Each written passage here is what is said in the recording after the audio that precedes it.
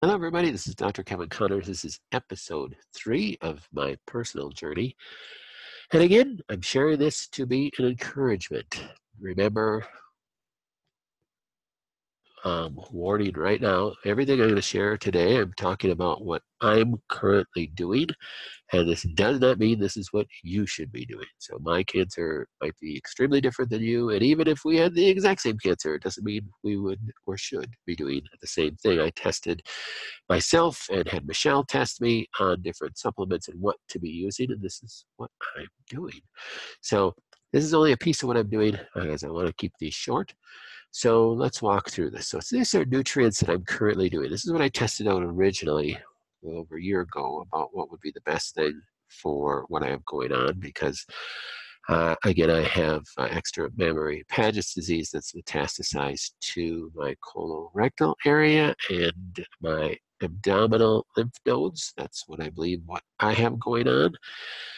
And black salve bloodroot tends to work good, so it actually fits the pattern. If you've heard me, I know I've talked about black salve bloodroot on some other videos that it tends to work good for epithelial cancers, and my type of cancer is an adenocarcinoma with an epithelial origin, and that's what this tends to work well on. This seems to help with my symptoms, and I do think this is helping with my cancer, knocking it down. I take anywhere between 2 and 6 to 8 of these a day.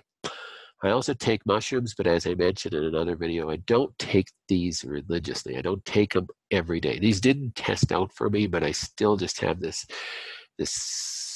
part of my heart that thinks I should be taking them. So I take these once or twice a week with my drink mix. Now, my drink mix, I didn't put it on here, I'll talk about it next time, is I use greens and I use modified citrus pectin in my drink. And I put it in one of those little blender things and throw some ice cubes. That's because I like it cold. About 3 scoops of the greens first, at least 3 scoops of the green first. It just seems like it's just 1 scoop just doesn't seem enough for me. I don't know why, but I put about 3 scoops of the greens first.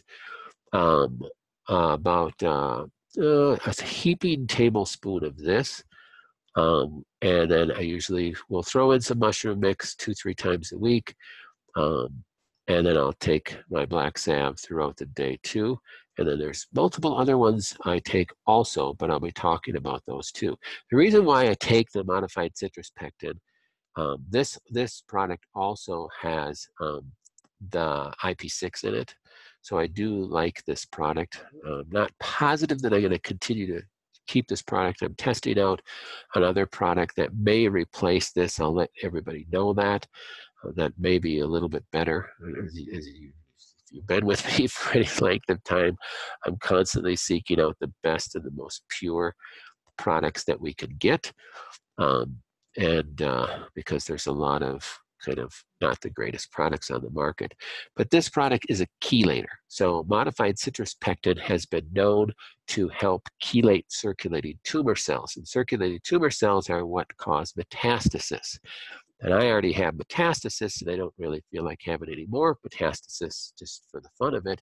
So I'm using this for the metastasis. But I'm also using this because when I tested for cause, for me, it came up mercury toxicity, which isn't a surprise because the way we were raised, I was 8 out of 9 kids. My parents brought us to like the cheapest dentist in town, and we had our mouths filled with mercury. It took me years to get all the mercury out of my teeth. That's part of why I have a nasal problem, because I have nasal polyps because of a poor dental procedure where it spilled mercury into my body, and I ended up instantly with nasal polyps. Actually, not to get into that whole episode, but that was about 9 years ago now, and I was like as close to death as I ever been. And thank goodness for what's the nasal spray? You can't even.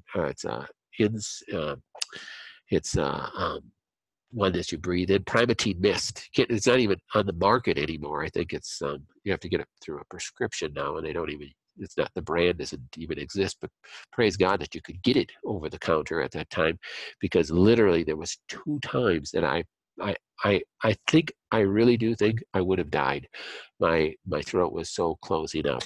I remember one instance, oh, this is right after this dental procedure. It was about a month and a half after. I got sicker. It took me 3 months to figure out it was the mercury, and I had to call the dentist and ask the teeth that he had on record that they were mercury fillings, and he didn't take any precautions. But that's a whole other story. And so it doesn't surprise me that mercury is the issue, because I've had dental issues for years and years and years.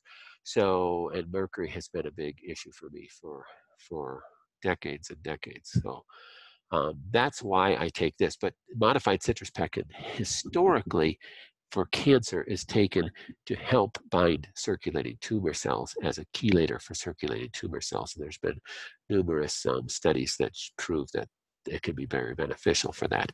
This also has IP6 in it, which IP6 is a chelator as well, but IP6 is also a cancer killer. So IP6 kind of does double duty, where modified citrus pectin is not a cancer killer, it's a binder, chelator of metals. It's a chelator of circulating tumor cells. So that's why you take this. Now, obviously, mushrooms have polysaccharides in it, and the polysaccharides in mushrooms are really your immune stimulators. So we're going to talk a lot more about polysaccharides because of this new product that we have that I just started taking 2 weeks ago, which I think really is helping me a lot. So episode 4 is going to be totally on that. And this one has been a great product for me for quite some time, and really good product for multiple patients that I have. All right, so thank you very much for episode 3, and we'll talk very soon.